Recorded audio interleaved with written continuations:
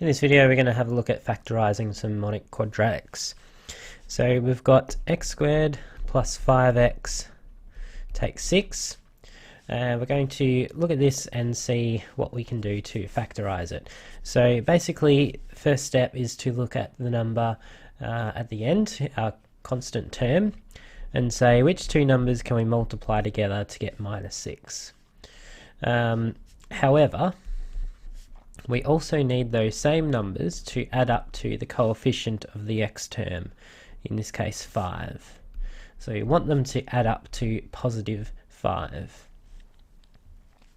So doing some problem solving here, two factors of 6, if we just think in our head, it's going to be 2 times 3, or it's going to be 6 times 1. There's not many variations we can do with those.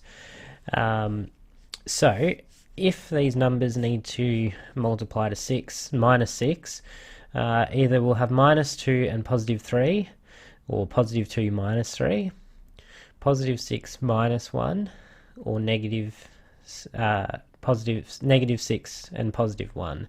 Okay, so we always want a positive and a negative because that multiplies to a negative.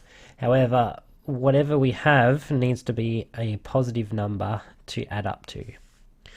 So basically what I would be doing is saying, okay, we've got 6 and 1 here. One of them has to be negative. If I've got 6 times minus 1, that gives me minus 6. And then 6 plus negative 1 gives me an answer of positive 5. So that has to be the solution. So what I have is x squared, and what I do is I split up this 5x into 6x plus negative 1x, and then we have take 6 at the end. Alright, so we split that 5x into two parts. I'll get a different color pen and say we're just going to be looking at factorizing these parts here. X squared plus 6x. I take x out as a factor. If I do that, I have x plus 6 to give me x squared plus 6x. And over here, the common factor would be a minus 1. Right, if I take a minus 1 out, I've got x. Minus 1 times positive 6 gives me minus 6. Okay, and this plus is still in between them. So now I have a factor of x plus 6 between each term. I've got x minus 1 as my other term. So that's essentially one way of working it out.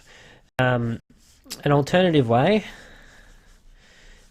is to use a cross method, which I'll make in the next video.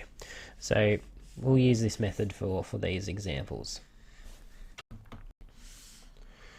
Alright, let's say we've got 2x squared take 10x take 28. Alright, first thing I would say is, well, we've got a factor of 2 in each of these terms. So I would take that out to simplify our expression relatively easily. So we've got x squared take 5x, and that would be take 14.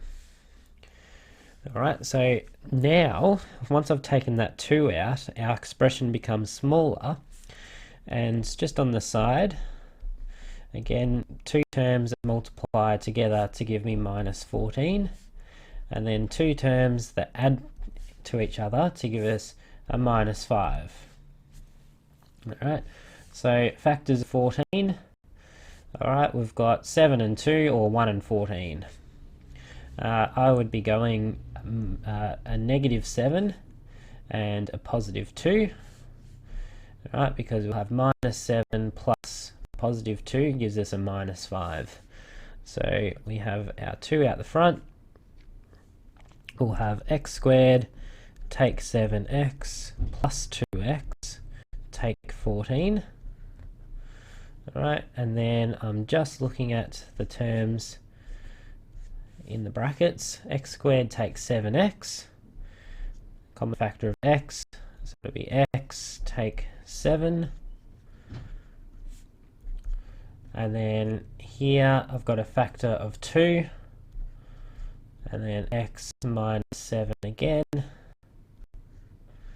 Alright, and I've still got this factor of 2 out the front here, and then I can say a factor of x takes 7 and x plus 2. Right, between those two terms. So just to tidy up, I would just get rid of these square brackets. So it would be 2, x takes 7, x plus 2 as the final answer. Final example, we've got x squared take 8x plus 16. Alright, so we don't need to take any common factors out straight away because there's no coefficient of x, of the x squared.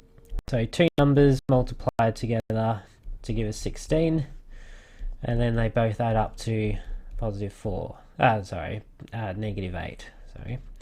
So 16, essentially we've got 4 and 4, or negative 4 and 4, negative 4. So we actually want negative 4 and negative 4 because minus 4 plus minus 4 gives us minus 8. So here we have x squared, take 4x plus 16, and then we say, all right, x squared take 4x, and we'll have brackets around here, and we'll put a little plus in between because we want to include that minus 4 there. So x squared take 4x, take x as a factor, we'll have x take 4 plus, and here I would say minus 4 as the factor, x take 4, minus 4 and minus 4 gives positive 16. So our factors are x take 4 and then x take 4 as well. Alright, and then because we've got the same term, we can technically say, well, this is just x take 4 all squared. Alright, so this is factorising the quadratics, and essentially you just need to be able to do these little steps here in order to factorise in the next few steps. And this just comes with a bit of practice.